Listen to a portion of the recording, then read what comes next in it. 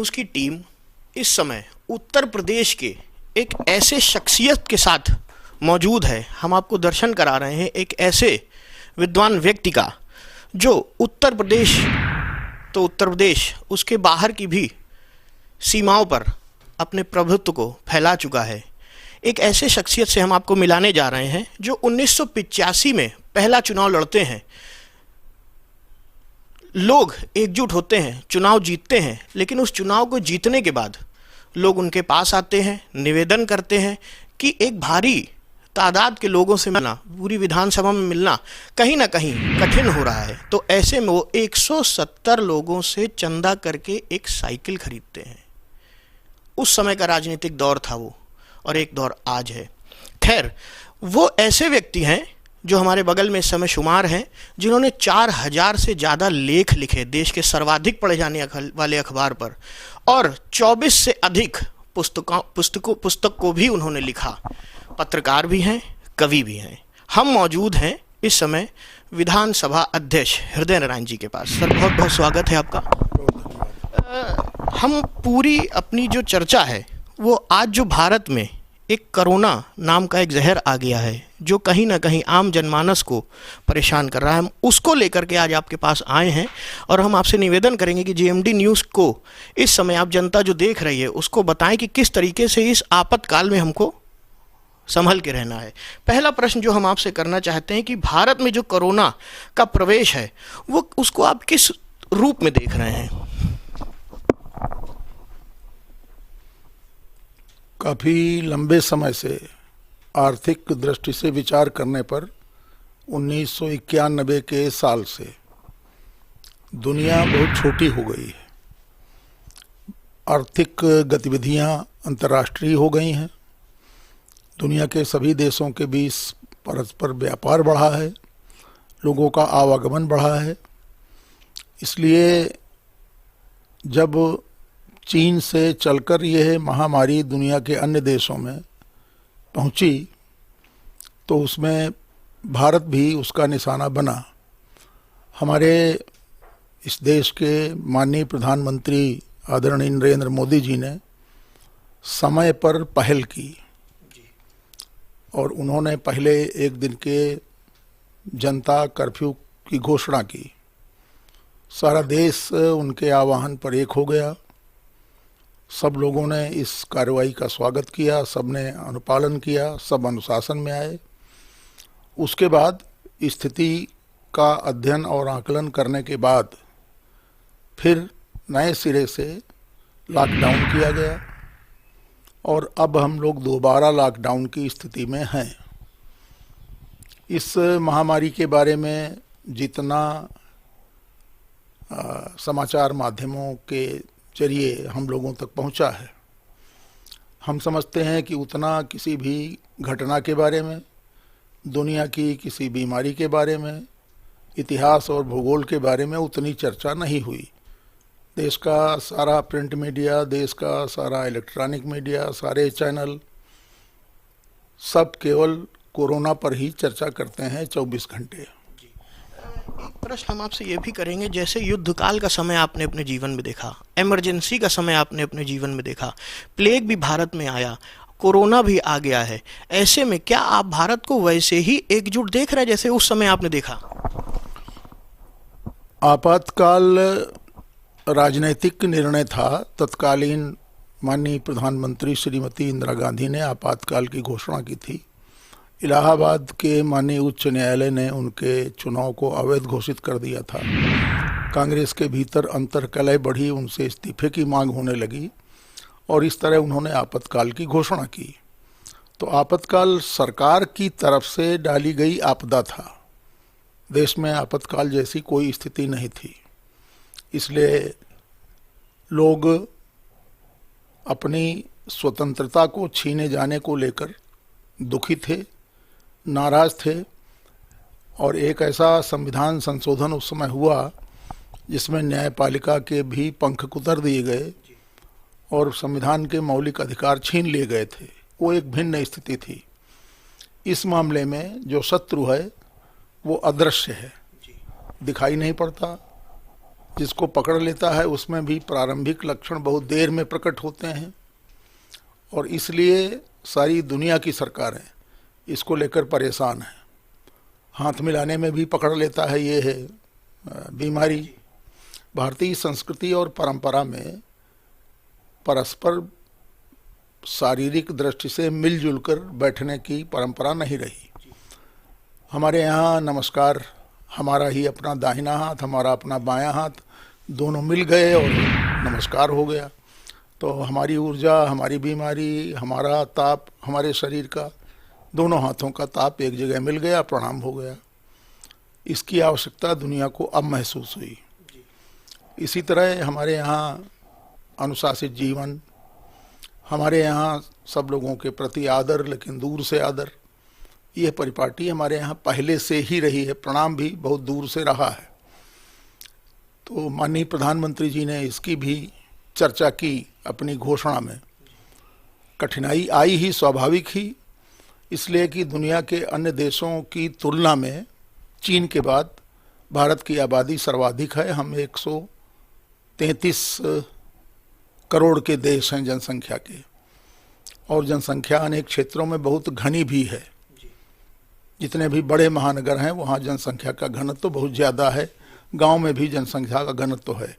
ये बीमारी चूंकि निकटता से बढ़ती है, हमारे महानगर पहले से ही निकट वाली भौगोलिक परिस्थिति में है, परस्पर एक में मिले घर हैं, एक ही घर के भीतर अनेक घर हैं, उसी घर के ऊपर अनेक घर हैं, इसलिए इस संक्रामक बीमारी से बचने में थोड़ी सी कठिनाई आई।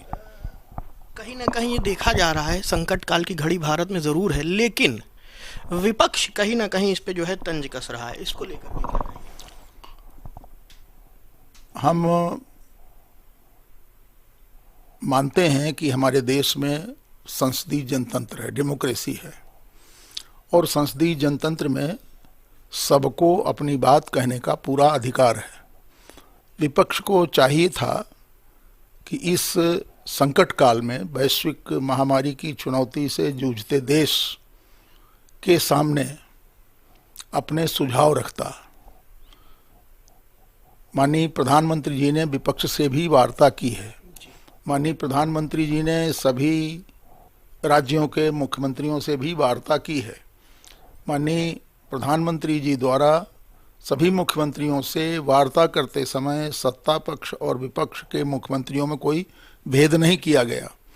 विपक्ष को भी चाहिए था कि वैश्विक महामारी की चुनौती से निपटने के लिए उसके पास जो भी सुझाव थे सरकार के पास उसे देना चाहिए था। संसदीय परिपाटी में विपक्ष की जिम्मेदारियां पहले से परंपरागत तय हैं। नंबर 1 सरकार का विरोध करना, नंबर 2 सरकार को सुझाव देना, नंबर 3 कि जब चुनाव आवे तो सरकार को हटाने का प्रयास करना। तो ये बड़े संक्षेप में कहे जाते हैं, to propose the government, to oppose the government, to depose the government. सरकार को सुझाव देना, सरकार की आलोचना करना, सरकार को चुनाव के समय हटाने का प्रयास करना। इस समय निंदा का वक्त नहीं है, इस समय सुझावों का समय है। और जब सरकार सुझाव मांग रही है, प्रधानमंत्री जी ने सबसे बात की है, तो भी अगर विपक्ष कुछ निंदा की टिप्पणियां करता है तो संसदीय जनतंत्र है, उस पर हम लोग इस अवसर पर कोई टिप्पणी नहीं करना चाहते। तो ये कहीं ना कहीं जेएमडी के माध्यम से एक बात निकल के आई, टू अपोज, टू प्रपोज और टू डिपोज, लेकिन ये समय डिपोज का नहीं था। तो कहीं ना कहीं विपक्ष ने अपने आप को इस मामले पे लेकर के कमजोर किया है। खैर सर, हम एक और प्रश्न आपसे करेंगे कि कोरोना की जो महामारी आई, आपका जो इतना लंबा चौड़ा पत्रकारिता का अनुभव है, आप कवि भी हैं, आपने कई रचनाएं की हैं, आपने अपना एक इंडिपेंडेंट अखबार भी चलाया है, आप एक जनप्रतिनिधियों के एक नायक भी हैं। आप इस महामारी को लेकर के क्या अनुभव कर रहे हैं? अनुभव बिल्कुल नया है। हम लोगों के जीवन में इस प्रकार का कोई कालखंड नहीं आया। आपातकाल में जरूर हम लोगों को उठाकर बंद कर दिया गया था, लेकिन वो एक भिन्न प्रकार की परिस्थिति। तो बिल्कुल ऐसा है। इस अनुभव के बारे में मैं अपनी बात महाभारत के उद्धरण के माध्यम से स्पष्ट करूंगा। महाभारत में युधिष्ठिर और यक्ष के बीच में प्रश्न उत्तर हैं। युधिष्ठिर से यक्ष ने पूछा कि बताइए दुनिया का सबसे बड़ा आश्चर्य क्या, किम आश्चर्यम, ये महाभारत में है। तो युधिष्ठिर ने कहा कि लोग जानते हैं कि हम मौत के मुंह में जाएंगे अवश्य, सबको पता है, लेकिन हे यक्ष, लोग आचरण ऐसा करते हैं कि जैसे हम कभी मरेंगे नहीं। इस महामारी में भी हमने देखा कि सबको पता है कि ये महामारी किसी को भी लग सकती है, किसी समय लग सकती है। थोड़ी सतर्कता घटी तो इस महामारी के संक्रमण में जा सकते हैं, हम मारे जा सकते हैं, मृत्यु हमारा सब कुछ छीन सकती है। ये सब जानते हुए, ये सब समझते हुए, वैज्ञानिक तथ्यों की भी जानकारी अब पूरी दुनिया को है, बहुत बड़ा मीडिया हो गया है, सब जानकारी दे रहा है। ये सब जानते और देखते हुए भी लोग छोटी सी बात का अनुपालन करने में किचकिच करते हैं कि कृपया घर में रहिए। प्रधानमंत्री जी हाथ जोड़कर कहते हैं घर में रहिए, पुलिस वाले हाथ जोड़कर कहते हैं कृपया घर में रहिए, इलेक्ट्रॉनिक मीडिया लगातार सतर्क कर रहा है, प्रिंट मीडिया सतर्क कर रहा है कृपया घर में रहिए। और घर में क्यों रहिए? अपने लिए रहिए, अपनों के लिए रहिए, अपने देश के लिए रहिए, कोई त्याग की बात नहीं। आप घर में रहिए ताकि आप जीवित रहें। ये सब जानते हुए भी एक भाग ऐसा है जो इस अनुशासन का पालन नहीं करता। ये सबसे आश्चर्यजनक है, हमारे जीवन का प्रथम और अंतिम अनुभव रहे तो ज़्यादा ठीक रहेगा। तो एक और बात विशेष निकल के आई कि हम रहेंगे तो हमारा कल रहेगा, आज रहेगा तो हम कल अच्छा बना लेंगे, सुंदर बना लेंगे। ऐसे में पुलिस प्रशासन हो चाहे मीडिया कर्मी हो, जान जोखिम में डाल करके हम आप तक संदेश पहुंचा रहे हैं। और अपने प्रश्न में हम सर आगे बढ़ेंगे। इस समय जो लॉकडाउन की स्थिति चल रही है, इसमें कहीं ना कहीं देखा जा रहा है कि लोग बेचैन हैं, आर्थिक चिंता भी सता रही है। क्या आप संदेश देना चाहेंगे? आर्थिक चिंता भी सता रही है। निश्चित रूप से आर्थिक कार्यवाही पर प्रभाव पड़ा है, सरकारी कोष पर भी प्रभाव पड़ा है। मैं माननीय सांसदों और उत्तर प्रदेश के माननीय विधानसभा के सदस्यों को बधाई दूंगा कि उन्होंने अपना सामाजिक, राजनैतिक, राष्ट्रीय दायित्व निर्वहन करते हुए अपना वेतन दिया है। उत्तर प्रदेश विधानसभा के सभी सदस्यों और माननीय मंत्रियों ने आगे के लगातार पूरे साल के 30% वेतन को इसी फंड में देने का निश्चय किया है। अनेक स्वयंसेवी संस्थाएं भी आगे आ रही हैं। विधायक निधि को हम लोगों ने अगले 1 साल तक कोविड केयर फंड में देने का निश्चय किया हुआ है।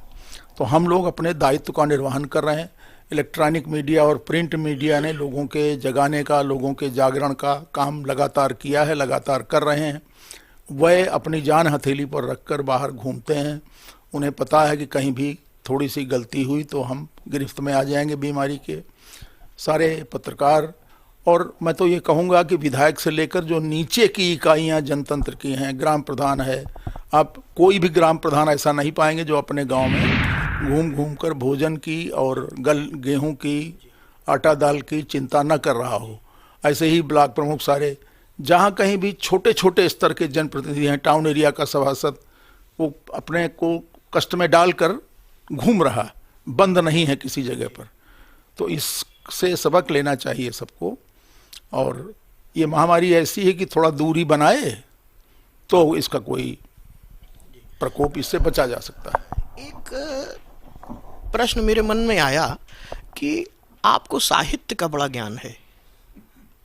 ऐसे में आजकल हम टीवी चैनलों में और अखबारों में और देख भी रहे हैं कि श्री रामचरितमानस में भी इसका उल्लेख है कि जब पाप धरती में बढ़ जाएगा तो चमगादड़ रूपी विष निकल के आएगा। ऐसा रामचरित, तो इसको आप किस नज़र से देख रहे हैं? कहीं शिव पुराण को लिए आ रहा है, कहीं महाभारत में आपने इसका भी वर्णन भी किया। जिसे पाप कहते हैं उसे आज के सैकड़ों वर्ष, हजारों वर्ष पहले के हमारे पूर्वजों ने सामाजिक दायित्व के पालन न करने को और समाज के प्रति गलत काम करने को पाप कहा था। उस समय धर्म की भाषा में पाप और पुण्य 2 शब्द चलते थे। अब सही और गलत काम ऐसे 2 शब्द चलते हैं, पाप पुण्य शब्द कम चलता है। पाप का अर्थ ये हुआ कि हमने नदियों के प्रति अपनी जिम्मेदारी का निर्वहन नहीं किया, हमने माता पिता के प्रति अपनी जिम्मेदारी का निर्वहन नहीं किया, हमने समाज के प्रति जिम्मेदारी का निर्वहन नहीं किया। अगर हम बड़े हैं तो बच्चों के प्रति जिम्मेदारी का निर्वहन नहीं किया, अगर हम छोटे हैं तो अपने माँ बाप के प्रति जिम्मेदारी का निर्वहन नहीं किया। यह निर्वहन न करना हमारे प्राचीन साहित्य में, वाङ्मय में पाप कहा गया है। और नदियों की भी चिंता करना, सूर्य की चिंता करना, चंद्रमा की चिंता करना, धरती की चिंता करना, प्रकृति की सभी शक्तियों की चिंता करना, पूरे समाज की चिंता करना, पशु पक्षी की भी चिंता करना, इसे हमारे भारतीय प्राचीन परंपरा में, वांग्मय में पुण्य कहा गया। तो ये पाप पुण्य इस धारणा में है कि क्या करणीय है किए जाने योग्य, क्या अकरणीय है ना किए जाने योग्य, और क्या अच्छा है जो अनुकरणीय है, बार बार किए जाने योग्य। भारत का राष्ट्र जीवन अनुकरणीय की तरफ हमेशा आकर्षित रहा है, और इस समय भी जो लोग आगे मैदान में आ रहे हैं, लोग उनका अनुसरण और अनुकरण कर रहे हैं। कहीं ना कहीं इस पूरी बात पे ये चीज़ निकल के आ रही है कि आप ये मानते हैं कि प्रकृति के साथ खिलवाड़ अगर किया है तो वो अपना रूप वापस ले लेगी। निश्चित रूप से हम सब प्रकृति का अंश हैं, और प्रकृति का अंश होने के कारण हमारी जिम्मेदारी है कि हम धरती की, जिसे हमारे वैदिक पूर्वजों ने, ऋग्वेद के ऋषियों ने, अथर्ववेद के ऋषियों ने, हमारे पूर्वजों ने जिस धरती को माता कहा है, और माता कहते वक्त अथर्ववेद के एक मंत्र में धरती से कहा गया है कि हम अपने घर में कभी यज्ञीय कर्मकांड होने, मंगलिक कार्य होने के लिए जमीन में, हे माता, आपको खोदते हैं और बांस गाड़ते हैं, छप्पर डालते हैं। तो हे माता, आपको कष्ट ना हो, हम उनको नमस्कार करते हैं माता, और माफी मांगते हैं। हम जमीन में लेटते हैं, दाईं करवट बाईं करवट, यही स्थान दे ताभ्यो नमः। तो हम जमीन में लेटते हैं दाएं बाएं, तो हे माता, आपको कष्ट ना हो। तो इतना माता का आदर ये हमारी भारतीय संस्कृति और परंपरा में था। तो प्रकृति को अगर हम उसका दोहन करेंगे, गांधी जी ने भी लिखा है कि ये प्रकृति, ये धरती हम सबका पोषण कर सकती है, लेकिन हमारी हवस को शांत करने की क्षमता इसमें नहीं है। लेकिन कोरोना को इससे जोड़कर देखना कम ठीक होगा।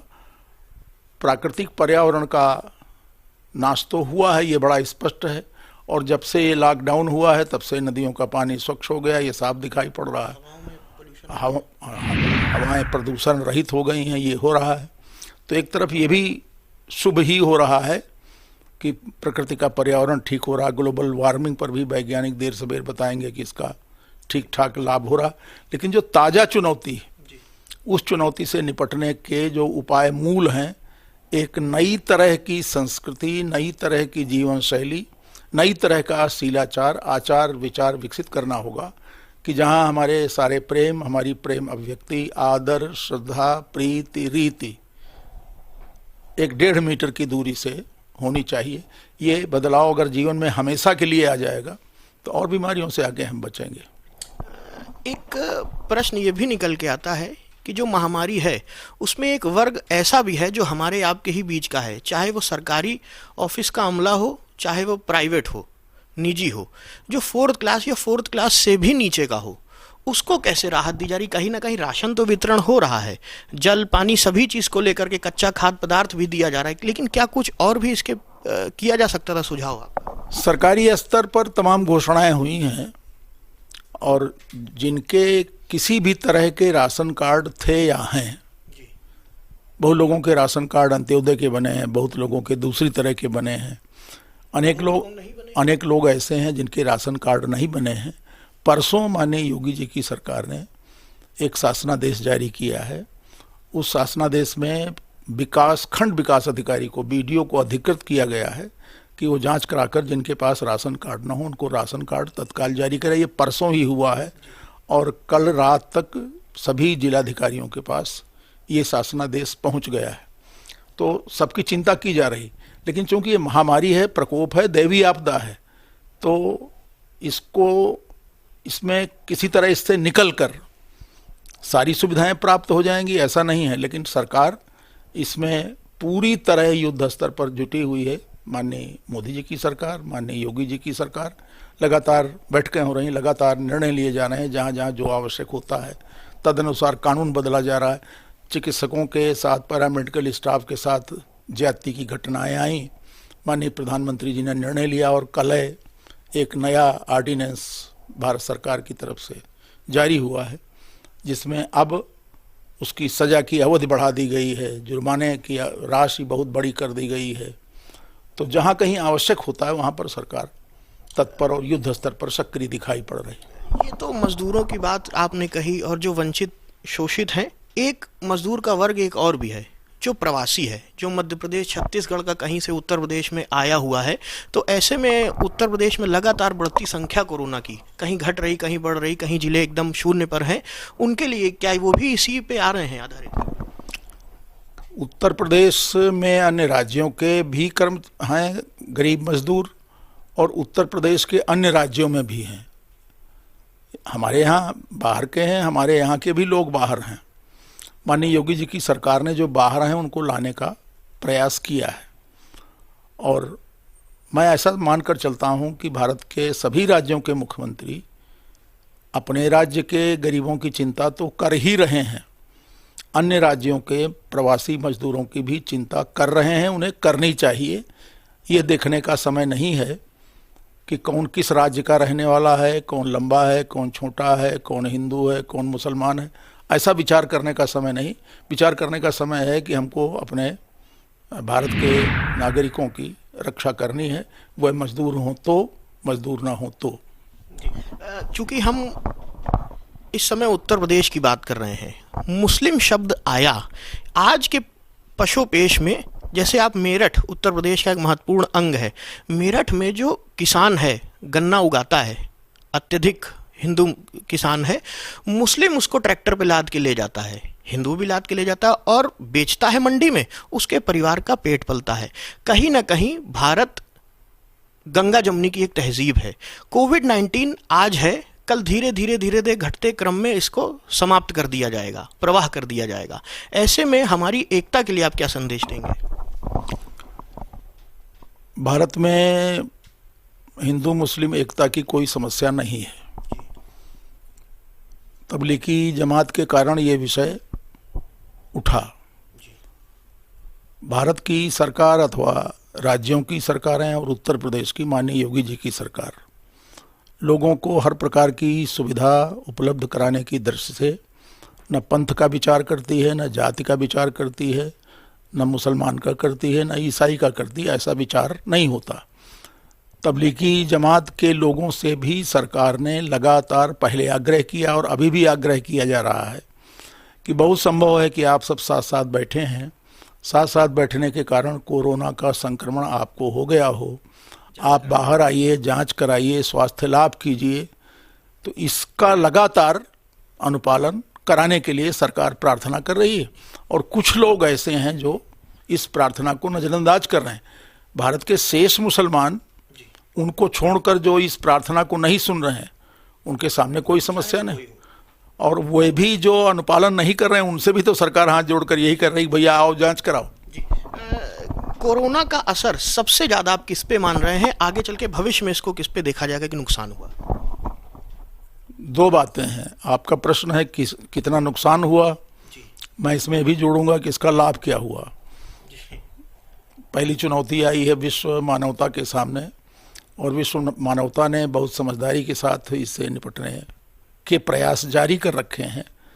भारत के लिए ये एक बहुत चुनौतीपूर्ण घड़ी है जब दुनिया के अन्य देशों के राष्ट्राध्यक्ष किसी न किसी रूप में कोरोना को नियंत्रित करने के प्रश्न को लेकर अपने यहाँ के विपक्षी दलों का, अपने यहाँ के सुधी मीडिया का निशाना बने हैं। उस कालखंड में हमारे भारत के प्रधानमंत्री सारी दुनिया को एक साथ इकट्ठा करने में, पहले उन्होंने सार्क देशों के लोगों से बात की, फिर अन्य राष्ट्राध्यक्षों से बात की, अमेरिका से वार्ता हुई, अमेरिका को उन्होंने दवाई देने में कोई परहेज नहीं किया। तो एक ऐसा नेतृत्व उभर कर सामने आ रहा है कि सारी दुनिया भारत के काम को, भारत की रीति को, भारत के वैश्विक दृष्टिकोण को, कोरोना महामारी से लड़ने के लिए भारत के मानवीय दृष्टिकोण को स्वीकार कर रही। तो एक भारत का स्वीकार, भारतीय संस्कृति का स्वीकार, भारतीय राष्ट्र राज्य का स्वीकार इस चुनौती के बीच ये उभर रहा है। जहाँ तक आपका मूलभूत प्रश्न है वो है कि नुकसान सबसे ज़्यादा क्या हुआ, तो इस लॉकडाउन के कारण और इस चुनौती के कारण नुकसान हुआ है हमारी अर्थव्यवस्था का। सारे काम अर्थशास्त्र से, अर्थनीति से जुड़े हुए वह प्रायः ठप हो गए हैं।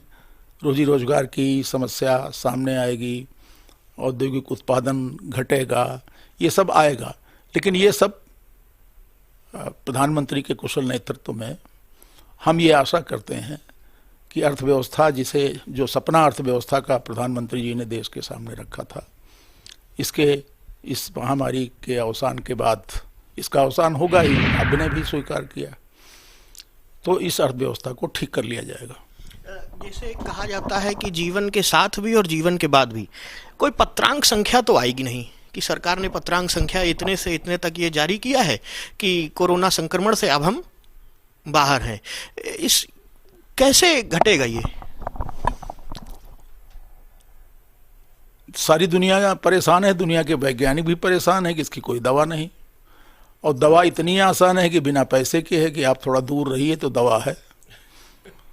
तो ये तो एक निःशुल्क मुफ्त की फोकट की दवा है कि थोड़ा आप दूर रहिए, भीड़ में धक्का मुक्की न करिए। और मुझे लगता है, और हमको कोई ये भी कह सकता है कि आप आशावाद प्रकट कर रहे हैं। भारतीय संस्कृति आशावादी है भी, हम लोग मानकर चलते हैं कि जो भी गड़बड़ है वो देर सवेर ठीक होता ही है। तो ये ठीक होगा, हर हालत में ठीक होगा। और प्रधानमंत्री जी ने अपने उद्बोधन में एक बात कही थी अभी 7-8 दिन पहले कि भारत के वैज्ञानिक, युवा वैज्ञानिक परिश्रम करें और वह स्वयं इसकी औषधि पर अथवा टीका पर अध्ययन करने का काम करें। ऐसी भी खबरें आने लगे हैं कि भारत के वैज्ञानिक जुटे हैं, ऐसी भी खबरें हैं कि दुनिया के अन्य देशों के वैज्ञानिक काफ़ी निकट हो गए हैं। तो इसमें कहाँ पर ये बात पहले प्रकट होती है? ये कोई सोचने की बात है, सोचने की बात नहीं, लेकिन ऐसा लगता है कि इसका टीका या इसका बचाव अवश्य खोज लिया जाएगा। आपने हिंदी साहित्य की सेवा की, पत्रकारिता में आपने संघर्ष भी किया, क्योंकि पत्रकारिता एक संघर्ष का नाम है। अखबार भी निकाला अपना उन्नाव से, राजनीति में भी आपने जनसेवा दी। लेकिन जो तीनों का एक निचोड़ निकाला जाए तो सबसे ज्यादा प्रभुत्व आप किसका मानेंगे? कोई लिखता है, कविता लिखता है, अथवा लेख लिखता है, अथवा पत्रकारिता करता है, इसका उद्देश्य है समाज में लोक मंगल का संवर्धन। लोक मंगल शब्द महाभारत से और रामचरितमानस से और वैदिक साहित्य से आया। लोक माने सबका हित। जैसे देवी की उपासना में कहते हैं सर्वमंगल मांगल्ये शिवे सर्वार्थ साधिके, तो सबका मंगल हो, यह पत्रकारिता का उद्देश्य है। और सबका मंगल हो, ये भारतीय राजनीति का उद्देश्य बहुत प्राचीन काल से रहा है। ऋग्वेद में शासन के ध्येय बताए गए हैं, अथर्ववेद में शासन के ध्येय बताए गए हैं, शुक्र नीति में बताए गए हैं, कौटिल्य की अर्थशास्त्र में बताए गए हैं लक्ष्य। और जहाँ कहीं भी लक्ष्य बताए गए हैं तो वो लोक मंगल है कि जो राजनीति है उसे लोक मंगल का काम करना चाहिए। तो पत्रकारिता भी उन्हीं उद्देश्यों के लिए, पत्रकारिता राजनेता की तुलना में एक काम और अच्छा करती है। हम राजनीतिज्ञ अपने विचारधारा के आधार पर लोक मंगल की स्थापना के लिए प्रयास करते हैं। हमारे विचार का प्रतिविचार भी हो सकता है, उसका स्वागत करना चाहिए, अपने विरोधी विचार का भी। पत्रकारिता हमारे काम को, हमारी विचारधारा को, अगर हम सत्ता में हैं तो हमारे द्वारा लिए गए निर्णयों को, अगर हम विपक्ष में हैं तो हमारे द्वारा की गई आलोचना को पत्रकारिता के माध्यम से आम जनता जानती है। तो सरकार का काम आम जनता की अपेक्षा, विपक्ष की अपेक्षा, इस सबको मिलाकर पत्रकारिता आम जनता के पास ले जाती है। और पत्रकारिता आम जनता को संवेदनशील बनाती, उसे जागृत करती है। लोक जागृत होता है तो जितना ही लोक जागृत होता है उतना ही राजनीति शुद्ध होती है, उतना ही राष्ट्र जीवन के अन्य क्षेत्र शुद्ध और परिशुद्ध होते हैं। तो इसलिए उनकी दोनों की भूमिका लगभग एक जैसी है, लोक मंगल दोनों का ध्येय। आप जनप्रतिनिधियों के आदर्श हैं। आप आम जनप्रतिनिधियों से क्या अपेक्षा करते हैं? हमने उत्तर प्रदेश विधानसभा के सभी सदस्यों को 2-3 पत्र लिखे थे। तो उसमें अभी जो ताज़ा पत्र गया है 4-5 दिन पहले, उसमें सभी विधायकों से हमने अपेक्षा की है कि वह अपने नेतृत्व का, अपनी क्षमता का, हमने उनको ये भी लिखा कि आप अपने क्षेत्र के नेता भी हैं, जनप्रतिनिधि भी हैं, सदस्य विधानसभा भी हैं, तो अपने प्रभाव का इस्तेमाल करते हुए राष्ट्रीय अनुशासन के पालन के लिए जनता को प्रेरित करें। दूसरा कि जो सरकार द्वारा घोषणाएं, सरकार द्वारा कहा जा रहा है कि यहाँ पर गल्ला है, यहाँ पर गेहूं है, यहाँ पर पानी है, यहाँ बिजली है, उनके बारे में आप लगातार अपने समर्थकों से पता लगाते रहें कहाँ गलती हो रही। इसी तरह कोरोना की महामारी में अग्रिम पंक्ति के लिए संघर्ष, अग्रिम पंक्ति में संघर्षरत हमारा पैरामेडिकल स्टाफ, हमारा मेडिकल स्टाफ, हमारे पुलिस के लोग, अन्य कर्मचारी, अधिकारी जो इस मैदान में अपनी जान हथेली पर रखकर सक्रिय हैं, उनके प्रति प्रीति भाव विकसित कराएं। हमने जनप्रतिनिधियों से ऐसी अपेक्षा की। अपने अपने स्तर पर ये देखें कि कहीं कोई भूखा तो नहीं है, सरकारी योजना की का लाभ उसको नहीं मिला, जो लोग सामाजिक दृष्टि से सहायता कर रहे हैं उनका भी उनको लाभ नहीं मिला। तो हमने विधायकों से ये कहा कि आप इसको भी देखें, जांचें, और हम फिर प्रशंसा करेंगे अपने विधानसभा के सदस्यों की कि सबने इस दायित्व का निर्वहन किया, बहुत तेजी के साथ कर रहे हैं। आपके पूरे जीवन काल का कोई ऐसा संस्मरण आपको जो याद हो, चित्र आपको जो याद हो, कोई वाकया याद हो जो आप प्रेरणा दे सके लोगों को? हम तो साधारण राजनीतिक कार्यकर्ता हैं, तो हमारे कोई विचार प्रेरक हो सकते हैं, ऐसी कोई बात नहीं है। हाँ, मुझे याद आता है 1973 में मैं भारतीय जनसंघ जिला उन्नाव का संयोजक और प्रमुख था। उस समय बहुत हमारी पार्टी जनसंघ थी, बहुत छोटी थी। माननीय अटल बिहारी वाजपेयी जी से लखनऊ में भेंट हुई, उनसे तय हुआ कि एक बार उन्नाव आप आइए, तो उनका कार्यक्रम मिल गया। कमला मैदान जो है वहाँ रेलवे लाइन के पास, वहाँ पर सभा हुई। मेरे लिए ये पहली सभा थी जब एक इतने बड़े नेता के सामने कुछ बोलना था। ठीक उनके पहले मैंने माइक संभाला।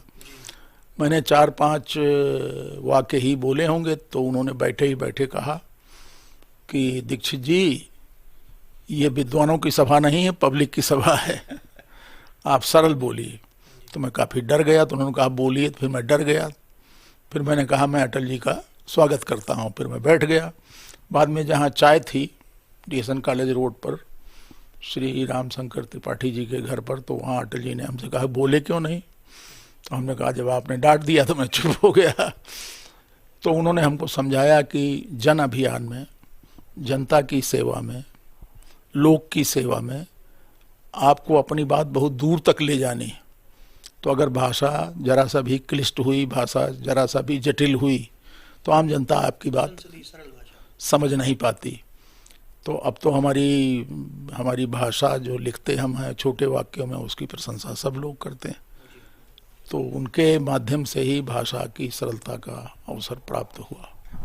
एक फिर मैं अपने पूरे संबोधन में एक बार फिर बोलूँगा कि आप पत्रकार हैं, रहे हैं, आपने अपना एक अखबार निकाला है, आप बीती जानते हैं। हम पत्रकारों के ऊपर, हम छायाकारों के ऊपर, जब हम कोरोना की महामारी में और इससे भी पहले कई दंगे फसाद, कर्फ्यू आदि इत्यादि, हम कानपुर से आए हैं, दूर से चल के आए हैं। हम लोग के ऊपर जब हमला करते हैं तो हम लोग की सुरक्षा के लिए क्या कोई सरकार इस पे नीति बनाएगी? क्या कोई धारा बनाएगी हम लोग के लिए? क्या हमारा परिवार क्या कोई अनायास का हो जाता है? भारत की संविधान सभा में पत्रकारों की स्वतंत्रता को लेकर बहुत बड़ी बहस हुई थी सन 1947-48 में, संविधान सभा में। विधानसभा में नहीं, ना तो लोकसभा में। संविधान बनाने वाली सभा के अध्यक्ष राजेंद्र प्रसाद जी थे। प्रस्तावना डॉक्टर अंबेडकर, पंडित जवाहरलाल नेहरू, सरदार पटेल आदि नेता कर रहे थे। उसमें यह विषय आया था कि पत्रकारों को अधिकार जो मिलते हैं उनको अलग से रख दिया जाए। संविधान सभा में सर्वसम्मति से तय हुआ कि केवल पत्रकारों को नहीं, हम देश के प्रत्येक व्यक्ति को विचार अभिव्यक्ति की स्वतंत्रता देते हैं, जो अनुच्छेद 19 में दर्ज कर लिया गया। तो इस तरह से पत्रकारों, ये माना गया कि जो विचार अभिव्यक्ति की स्वतंत्रता हम भारत के प्रत्येक नागरिक को दे रहे हैं, विचार प्रकट करने की, कि वो अपशब्द ना हो, अश्लील ना हो, आप कुछ भी कहिए।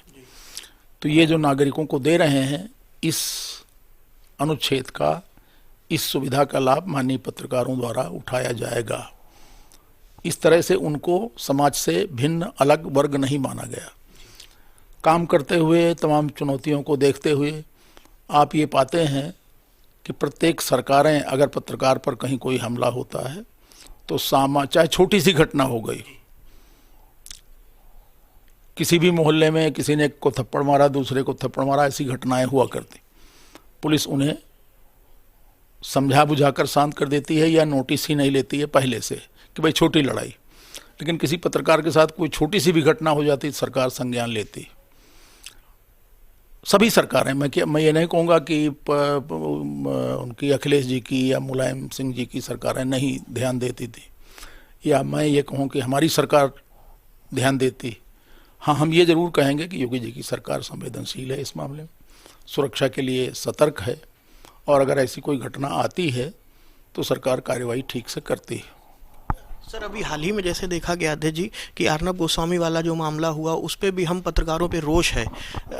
कहीं पे अगर कोई आप बीती इसमें हो जाती, अनहोनी हो जाती, तो क्या किसी प्रकार का जो छोटा पत्रकार हो, चाहे जो हो पत्रकार होता है, किसी प्रकार की कोई राहत कोष इसमें दिया जाएगा या कोई ऐसी धारा बनेगी, कुछ ऐसा? अभी तो इस तरह की बात नहीं है। हाँ, उनकी सुरक्षा सुनिश्चित कराने का विषय, और योगी की सरकार इस मामले में संवेदनशील है। अलग से कोई विधि बनाना, अलग से कोई कानून बनाना, ऐसा अभी कोई निर्णय मेरी जानकारी में नहीं। अंतः गत्वा लास्ट प्रश्न, आखिरी का, कोरोना जंग में आपका एक संदेश।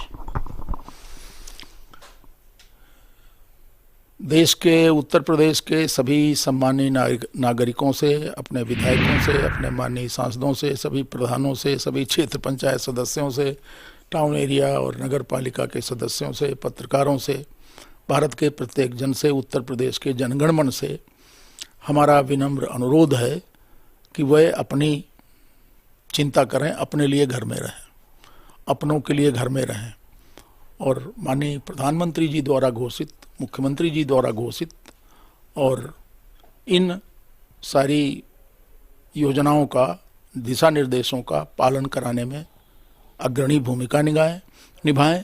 मैं इस अवसर पर जो पैरामेडिकल स्टाफ है जो जूझ रहा है, जो पत्रकार जूझ रहे हैं, बीमारी के बावजूद अपनी जान हथेली पर रखकर उनको धन्यवाद देता हूं, उनकी प्रशंसा करता हूं, और समाज से भी अपील करता हूं कि इस वर्ग की जो अपनी जान हथेली पर रखकर सक्रिय है हमारे लिए, लोक कल्याण के लिए, लोक मंगल के लिए, उसके प्रति आत्मीय भाव, मित्र भाव, परिवार भाव का संवर्धन होना चाहिए, बढ़ाया जाना चाहिए। सर, बहुत बहुत धन्यवाद। तो आप थे हमारे साथ विधानसभा अध्यक्ष हृदय नारायण जी।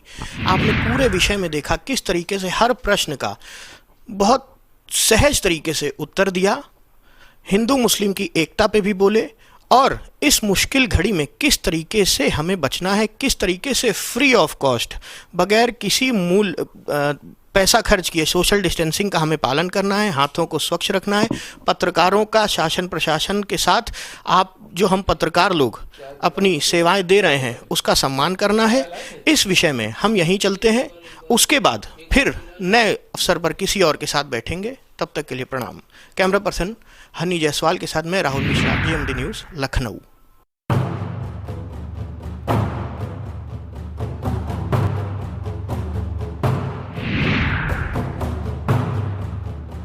न कूटनीति